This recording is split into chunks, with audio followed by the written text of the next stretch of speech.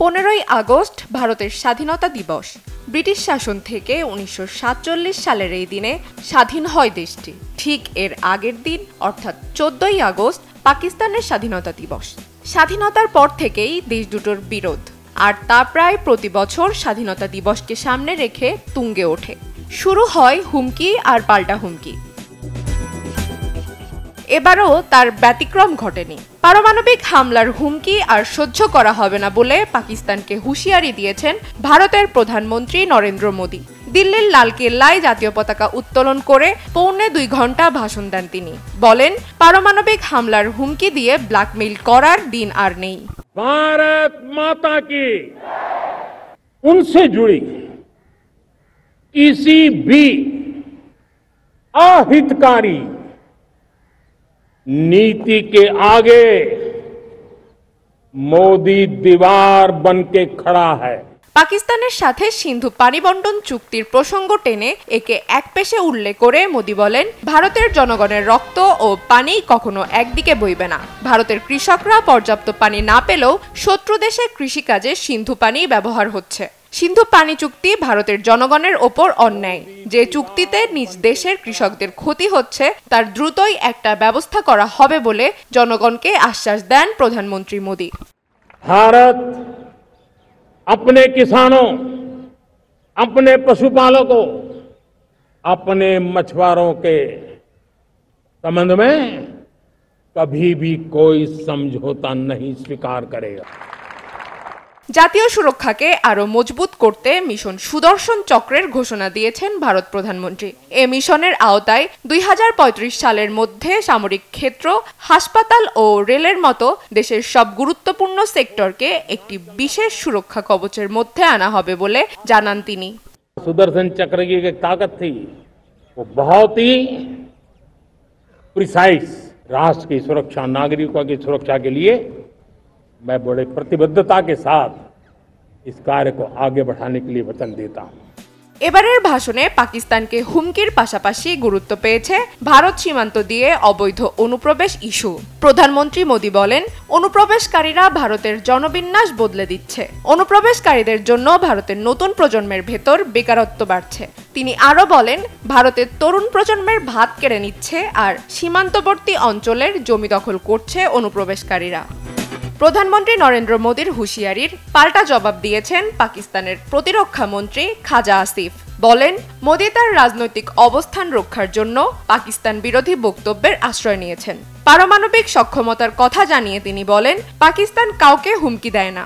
নিজেদের নিরাপত্তার জন্য পাকিস্তানের কঠোর প্রতিরক্ষা ব্যবস্থা রয়েছে বলেও নিশ্চিত করেছেন পাক প্রতিরক্ষা মন্ত্রী।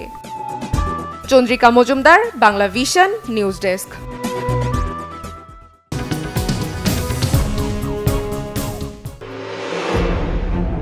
ইউক্রেন যুদ্ধ নিয়ে আলোচনার জন্য আলাস্কায় যুক্তরাষ্ট্রের প্রেসিডেন্ট ডোনাল্ড ট্রাম্প ও রুশ প্রেসিডেন্ট ভ্লাদিমির পুতিনের বৈঠককালে এক চোখ ধাঁধানো সামরিক শক্তির প্রদর্শনী দেখালো মার্কিন বাহিনী। হঠাৎই গর্জে উঠে পুতিনের মাথার ওপর দিয়ে উড়ে গেল যুক্তরাষ্ট্রের বহুল আলোচিত B-2 স্টেলথ বোমারু বিমান।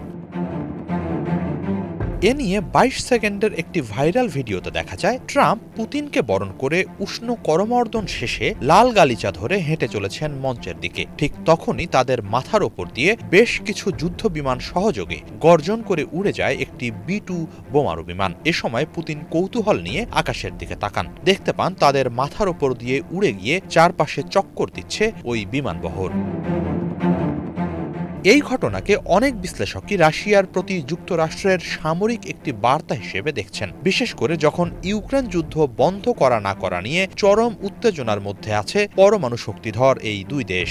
এই B-2 যুদ্ধ বিমান সহজেই শত্রুর শক্তিশালী আকাশ প্রতিরক্ষা ব্যবস্থাকে ফাঁকি দিয়ে নির্ভুলভাবে নিশানায় হামলা চালাতে সক্ষম। জুন মাসে ট্রাম্পের সরাসরি নির্দেশে এই যুদ্ধ বিমান দিয়েই ইরানের পারমাণবিক স্থাপনাগুলোতে হামলা চালিয়েছিল মার্কিন বাহিনী। ফলে পুতিনের মাথার উপর এই যুদ্ধ বিমান ওড়ানোর মধ্য দিয়ে নিজের সামরিক সক্ষমতাকে আবারও স্মরণ করিয়ে দিল যুক্তরাষ্ট্র। যুক্তরাষ্ট্রের B-2 বোমারু বিমান বর্তমানে বিশ্বের সবচেয়ে ব্যয়বহুল সামরিক বিমান। এর এক একটির মূল্য প্রায় $2.1 বিলিয়ন। 1980-র দশকে এই ধরনের বিমান তৈরির কাজ শুরু করে নর্থরপ গ্রুম্যান। তবে সোভিয়েত ইউনিয়নের পতনের পর এর উৎপাদন সীমিত হয়ে পড়ে। 21টি বিমান বানিয়ে শেষ হয় ওই প্রকল্প। একবার জ্বালানি নিয়েই এই যুদ্ধ বিমান একটানা 6000 নটিক্যাল মাইল উড্ডয়নে সক্ষম। আর উড়ন্ত অবস্থায় জ্বালানি ভরলে এটি পৃথিবীর যে কোনো জায়গায় আঘাত হানতে সক্ষম। এর আগে এটি যুক্তরাষ্ট্রের মিজৌরি থেকে আফগানিস্তান, লিবিয়া ও ইরান পর্যন্ত দীর্ঘ মিশনে অংশ নিয়েছে। B-2 বোমারু বিমান 18,144 কেজির বেশি ওজনের অস্ত্র বহনে সক্ষম। এর মধ্যে থাকতে পারে পারমাণবিক বোমাও। সর্বোচ্চ 16টি B-83 পারমাণবিক বোমা বহন করতে পারে এই যুদ্ধ বিমান। এর মধ্যে এমনকি 30,000 পাউন্ডের বাংকার বিধ্বংসী বোমাও বহন করা যায়, যেগুলো ব্যবহার করা হয় ভূগর্ভস্থ স্থাপনা ধ্বংসের জন্য। এবছরের জুনে ইরানের ফোর্দো গবেষণা কেন্দ্রে 6টি বাংকার বিধ্বংসী বোমা ফেলা হয় B-2 দিয়ে। হিজল জোবায়ের, বাংলা ভিশন।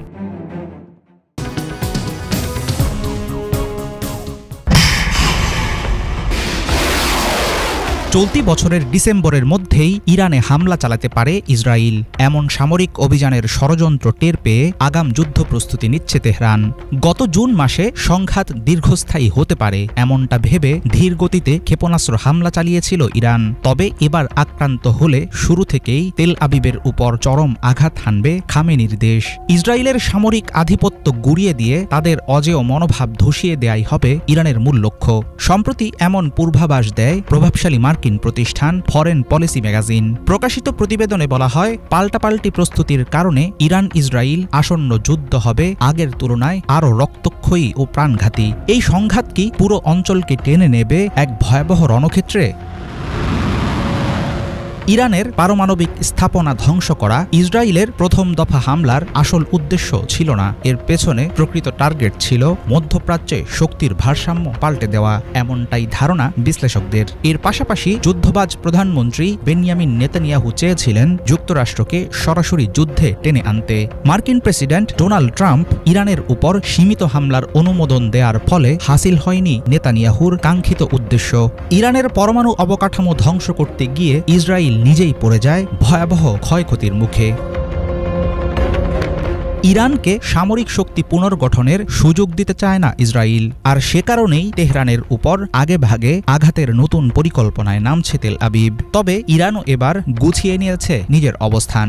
দেশটির শীর্ষ সামরিক নেতৃত্বের সিদ্ধান্ত হচ্ছে, প্রথম আঘাতেই ইসরায়েলের এমন ক্ষতি করা হবে যেন চরমভাবে ভয় পেয়ে যায় দেশটির সামরিক ও রাজনৈতিক নেতারা। ইরানের পররাষ্ট্রমন্ত্রী স্পষ্ট ভাষায় হুঁশিয়ারি দিয়েছেন, আবার হামলা হলে প্রতিক্রিয়া হবে ভয়াবহ।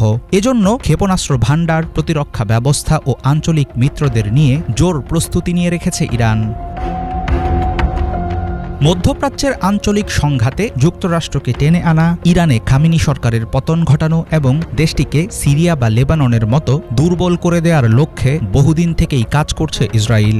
গত জুনে যুদ্ধের প্রথম দিকে ইরানি বিজ্ঞানী ও কমান্ডারদের হত্যায় সাময়িক সুবিধা পায় তেল আবিব, কিন্তু দ্রুতই ঘুরে দাঁড়িয়ে প্রতিশোধ নিতে শুরু করে ইরান। অন্যদিকে ইরানিদের একাংশ আগে সরকারের সামরিক বিনিয়োগে ক্ষুব্ধ থাকলেও ইসরায়েলি হামলার পর দেশজুড়ে ছড়িয়ে পড়ে জাতীয়তাবাদের ঢেউ। ফলে ইরান এখন আরও ঐক্যবদ্ধ। জুন মাসের সংঘাত চলাকালে যুক্তরাষ্ট্র ছিল ইসরায়েলের সবচেয়ে বড় ভরসা, কিন্তু ওয়াশিংটন যেসব উন্নত প্রতিরক্ষা ব্যবস্থা পাঠিয়েছিল তার 1/4 ব্যবহার হয়ে যায় মাত্র কয়েকদিনে। তখনই প্রমাণ হয় যুক্তরাষ্ট্রের পূর্ণ সহায়তা ছাড়া ইসরায়েলের একার পক্ষে ইরানকে ঠেকিয়ে রাখা সম্ভব নয়। মার্কিন প্রেসিডেন্ট ডোনাল্ড ট্রাম্প বরাবরই বলে এসেছেন, কোনো পূর্ণাঙ্গ যুদ্ধে জড়াতে চায় না তার দেশ। কিন্তু নেতানিয়াহুর পাতা ফাঁদে ট্রাম্প আরেকবার পা দেবেন কিনা সেটা এখনই বলা যাচ্ছে না। সেক্ষেত্রে ইসরায়েলের নতুন সামরিক পরিকল্পনায় ট্রাম্পের অনিশ্চিত ভূমিকা আগামী যুদ্ধকে করবে আরও জটিল। হাফিজুল ইসলাম, বাংলা ভিশন।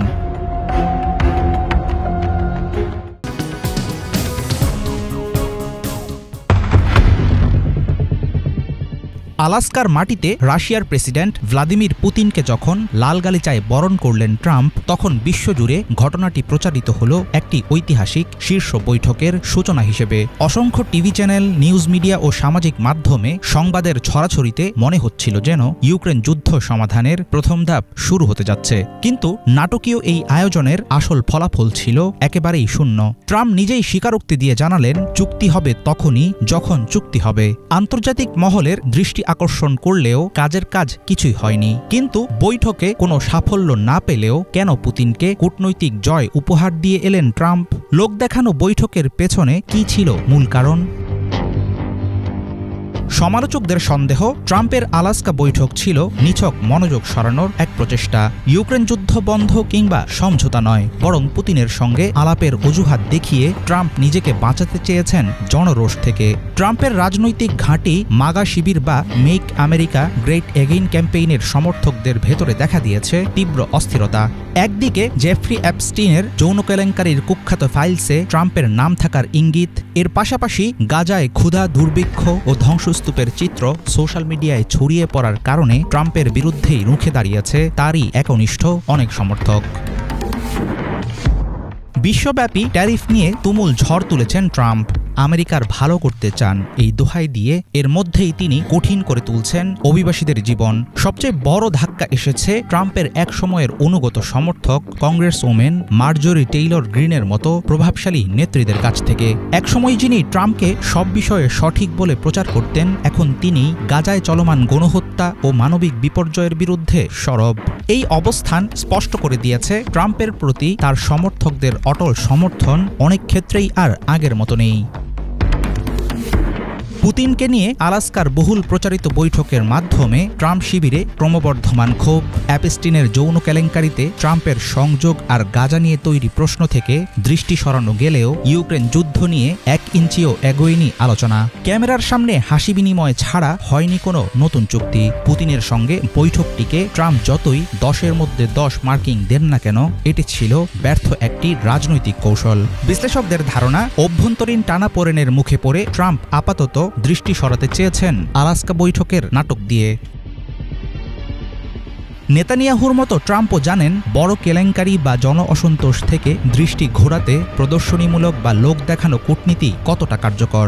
ইসরায়েলি প্রধানমন্ত্রী যেমন গাজায় গণহত্যা চালিয়ে দেশের অভ্যন্তরীণ সংকট আর ব্যক্তিগত দুর্নীতির বিচার থেকে জনগণের মনোযোগ সরাচ্ছেন, তেমনি ট্রাম্পও পুতিনকে লাল গালিচায় হাঁটিয়ে মঞ্চস্থ করলেন দারুণ এক নাটক।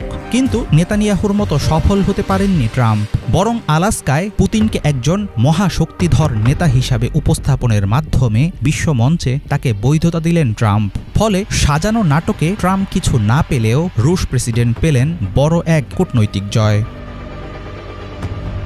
হাফিজুল ইসলাম, বাংলা ভিশন।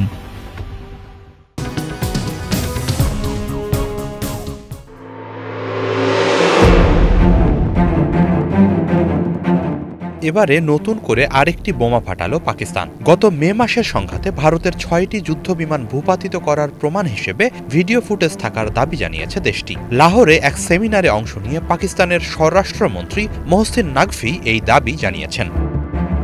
নাকভি বলেন, গোয়েন্দারা সহ পাকিস্তানের সংস্থাগুলো আগেভাগেই ভারতের পরিকল্পনা সম্পর্কে জানত। তারা কিভাবে হামলার পরিকল্পনা সাজাচ্ছে, হামলায় কি ধরনের বিমান ব্যবহার করবে, সব তথ্য আগে থেকেই জানা ছিল। গোয়েন্দা সংস্থাগুলো ওই সংঘাতে অত্যন্ত গুরুত্বপূর্ণ ভূমিকা রাখে। পাকিস্তানের স্বরাষ্ট্রমন্ত্রী আরও বলেন, ভারতীয় বিমানগুলো ভূপাতিত করার পর সিদ্ধান্ত নেওয়া হয় যে কোনো অকাট্য প্রমাণ ছাড়া এসব ভূপাতিত করার কথা ঘোষণা করা হবে না। পাকিস্তানের কাছে রাডারের তথ্য ছিল বটে, কিন্তু মাঠ পর্যায়ের প্রমাণও দরকার ছিল এবং কয়েক মিনিটের মধ্যেই 6টি বিমান ভূপাতিত হওয়ার ভিডিও ফুটেজ পাওয়া যায়। সেসব ফুটেজ বিশেষভাবে সংরক্ষণে রাখা হয়েছে বলে জানান তিনি। ওই সংঘাত প্রসঙ্গে বলতে গিয়ে নাকভি বলেন, একটি পাকিস্তানি ঘাঁটি লক্ষ্য করে 7টি ভারতীয় ক্ষেপণাস্ত্র ছোড়া হয়। এতে সংশ্লিষ্টরা উদ্বিগ্ন হয়ে পড়েছিল, কারণ ওই ঘাঁটিতে অনেক গুরুত্বপূর্ণ সামরিক যন্ত্রপাতি ছিল। কিন্তু সৌভাগ্যক্রমে একটি ক্ষেপণাস্ত্র ঘাঁটিতে আঘাত হানতে সক্ষম হয়নি। কিছু ক্ষেপণাস্ত্র আগে ভাগেই পড়ে যায়, আর কিছু পড়ে ঘাঁটির আশেপাশে। ওই হামলার প্রতিক্রিয়ায় পাকিস্তান জনবসতির কাছাকাছি বেশ কিছু ভারতীয় সামরিক স্থাপনায় ক্ষেপণাস্ত্র হামলা চালায় বলে জানান স্বরাষ্ট্রমন্ত্রী। বেসামরিক হতাহত এড়াতে পাকিস্তান সব রকম চেষ্টা চালায়। ভারতের একটি বড় তেলের ডিপো ধ্বংস করা হয় এবং সেক্ষেত্রেও কোনো বেসামরিক হতাহতের ঘটনা ঘটেনি জানান তিনি। এদিকে রাওয়ালপিন্ডির কাছে নূর খান বিমান ঘাঁটিতেও ভারতীয় ক্ষেপণাস্ত্র আঘাত হানে বলে জানান নাকভি। তাতে উল্লেখযোগ্য তেমন কোনো ক্ষয়ক্ষতি হয়নি, তবে একটি ঘাঁটিতে বিমান বাহিনীর এক সদস্য নিহত হন বলে জানান তিনি। ওই সংঘাতে গোয়েন্দাদের ভূমিকার ভূয়সী প্রশংসা করে পাকিস্তানের স্বরাষ্ট্রমন্ত্রী বলেন, সংঘাতে অবদানের জন্য গত ১.৫ মাসে সেনাবাহিনী, বিমান বাহিনী, নৌবাহিনী এবং সরকারকে নানাভাবে স্বীকৃতি দেয়া হচ্ছে। এরই ধারাবাহিকতায় গোয়েন্দা সংস্থাগুলোকেও স্বীকৃতি দেয়া প্রয়োজন। এর আগে গত মাসে চীনের বিমান বাহিনীর প্রধান লেফটেন্যান্ট জেনারেল ওয়াং গ্যাং ভারতের বিরুদ্ধে পাকিস্তানি পাইলটদের লড়াইকে দৃষ্টান্ত স্থাপনকারী ও অনুকরণীয় বলে ভূয়সী প্রশংসা করেন। চীনা যুদ্ধবিমান দিয়েই ভূপাতিত করা হয় রাফাল সহ ভারতের ওইসব যুদ্ধবিমান। ৬ ও ৭ মে ভারত পাকিস্তানে একাধিক বিমান হামলা চালায়। এসব হামলায় অন্তত ৪০ বেসামরিক নাগরিক নিহত হন। এরপর দুই দেশ ক্ষেপণাস্ত্র বিনিময় করে। এক সপ্তাহ ধরে চলা ওই সংঘাত অবশেষে মার্কিন প্রেসিডেন্ট ডোনাল্ড ট্রাম্পের মধ্যস্থতায় শেষ হয়, যদিও ভারত ট্রাম্পের ভূমিকা নাকচ করে আসছে। হিজল জোবায়ের, বাংলা ভিশন।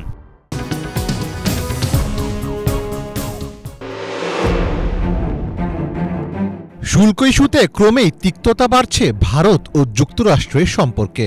ভারতের ওপর জেঁকে বসেছে ডোনাল্ড ট্রাম্প প্রশাসনের আরোপিত ৫০% শুল্কের বোঝা। উত্তপ্ত এই বাণিজ্য দ্বন্দ্বের মাঝেই হঠাৎ বাতিল হয়েছে যুক্তরাষ্ট্রের প্রতিনিধি দলের ভারত সফর, যা দুই দেশের মধ্যকার আস্থার সংকট আরও গভীর করেছে। মহাদেশীয় পরাশক্তি ও প্রতিবেশী চীনের সাথেও সম্পর্কের টানাপোড়েন চলছে ভারতের। তবে এর মাঝেই ভারতকে স্বস্তির খবর দিল চীন। ভারতীয় একাধিক পণ্যের ওপর আরোপিত রফতানি নিষেধাজ্ঞা তুলে নেওয়ার কথা জানালো দেশটি। বেইজিং জানিয়েছে ভারতের সার, রেয়ার আর্থ খনিজ ম্যাগনেট এবং টানেল বোরিং মেশিনের ওপর আরোপিত রফতানি নিষেধাজ্ঞা তুলে নেওয়ার প্রক্রিয়া শুরু করা হয়েছে।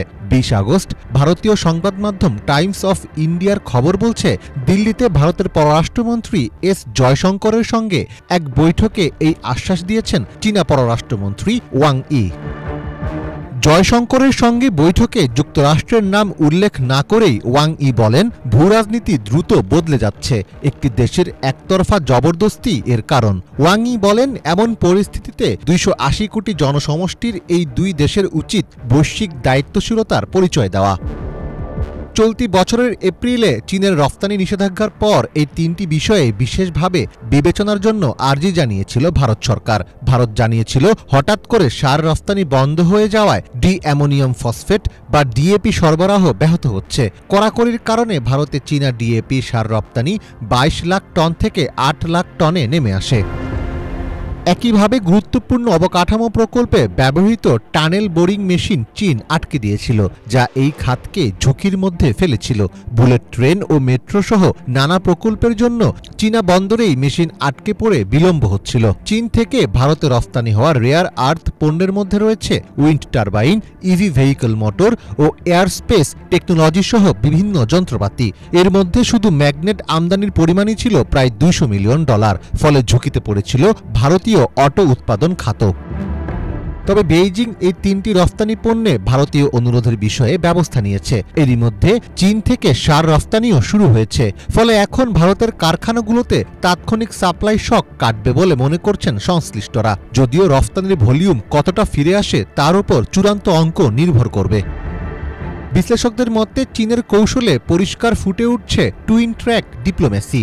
এটি এমন এক ধরনের কৌশল যেখানে অন্য একটি দেশকে নিয়ন্ত্রণে রাখতে একদিকে সরকারি চাপ প্রয়োগ করা হয় এবং অন্যদিকে সমঝোতার পথ খুঁজতে আলোচনা চালানো হয়। ঠিক একইভাবে চীনও ভারতকে যেমনি অর্থনৈতিক ও কূটনৈতিকভাবে চাপ দিচ্ছে, তেমনি প্রয়োজন অনুযায়ী ছাড় দিয়ে কৌশলগত আশ্বাস তৈরি করছে। আর পররাষ্ট্রনীতিতে এমন দক্ষতা দেখিয়ে বিশ্ব রাজনীতিতে চীন আবির্ভূত হচ্ছে অপ্রতিরোধ্য এক শক্তি হিসেবে। মীর ফজলে রাব্বি, বাংলা ভিশন।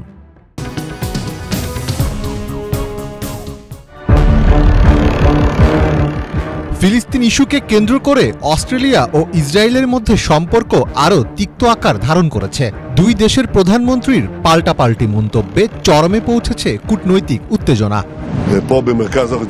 তবে শুরুটা করেছিলেন ইসরায়েলের প্রধানমন্ত্রী বেনিয়ামিন নেতানিয়াহু। গত 19 আগস্ট সামাজিক যোগাযোগ মাধ্যমের এক পোস্টে অস্ট্রেলিয়ার প্রধানমন্ত্রী অ্যান্থনি অ্যালবানিজকে নিয়ে বিরূপ মন্তব্য করেন নেতানিয়াহু।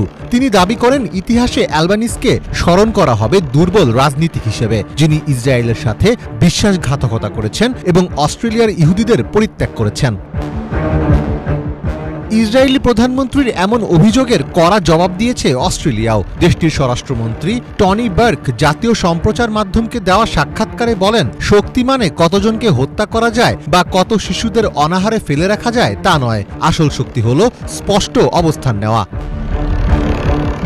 অস্ট্রেলিয়ার প্রধানমন্ত্রী অ্যান্থনি অ্যালবানিজও নেতানিয়াহুর মন্তব্যের প্রতিক্রিয়া জানিয়েছেন।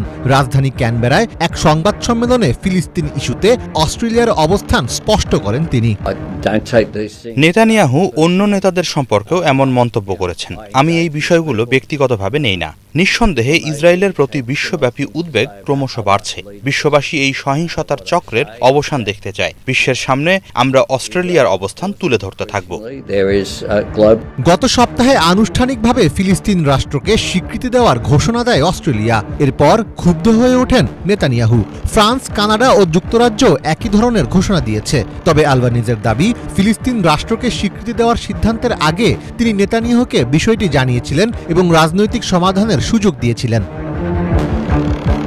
ঐতিহাসিক প্রেক্ষাপট অনুযায়ী 1950-এর দশকে অস্ট্রেলিয়া ছিল হলোকস্ট থেকে পালিয়ে আসা ইহুদিদের জন্য একটি নিরাপদ আশ্রয়স্থল। একসময় ইসরায়েলের বাইরে সবচেয়ে বেশি হলোকস্ট উত্তর ইহুদি জনগোষ্ঠীর আবাসস্থল ছিল মেলবোর্ন শহর। কিন্তু এর পেছনে ইহুদি প্রীতি নয়, ছিল অন্য উদ্দেশ্য। দ্বিতীয় বিশ্বযুদ্ধের পর ইউরোপ জুড়ে লক্ষ লক্ষ ইহুদি শরণার্থী বাস্তুচ্যুত অবস্থায় ছিলেন। সে সময় অস্ট্রেলিয়ার প্রধান লক্ষ্য ছিল জনসংখ্যা বাড়ানো, আর ইহুদি শরণার্থীরা সেই নীতির সুবিধাভোগী ছিলেন। এমনকি পপুলেট অর প্যারিশ নীতির আওতায় ইহুদি শরণার্থীদের জন্য বিশেষ কোটার ব্যবস্থাও করেছিল অস্ট্রেলিয়া। কিন্তু 60-এর দশকের পর ইউরোপ থেকে অভিবাসনের ঢল কমে যায়। এছাড়া দক্ষিণ ইউরোপ ও এশিয়া থেকেও অনেক অভিবাসী অস্ট্রেলিয়ায় আসতে শুরু করেন। ফলে ইহুদিদের জন্য বিশেষ সুবিধা দেওয়ার যৌক্তিকতা ধীরে ধীরে হারাতে থাকে। তবে বিশ্লেষকদের মতে, যদি অস্ট্রেলিয়ায় অ্যান্টিসেমিটিজমের ঘটনা বেড়ে যায়, তাহলে সরকার ইসরায়েলপন্থী অবস্থানকে জোরদার করতে পারে। ফলে ভবিষ্যতে অস্ট্রেলিয়ার কূটনীতি ইসরায়েলের নিরাপত্তার স্বীকৃতি ও ফিলিস্তিনের স্বাধীনতার সমর্থন, এই দুই লাইনে সমান্তরালভাবে চলতে পারে।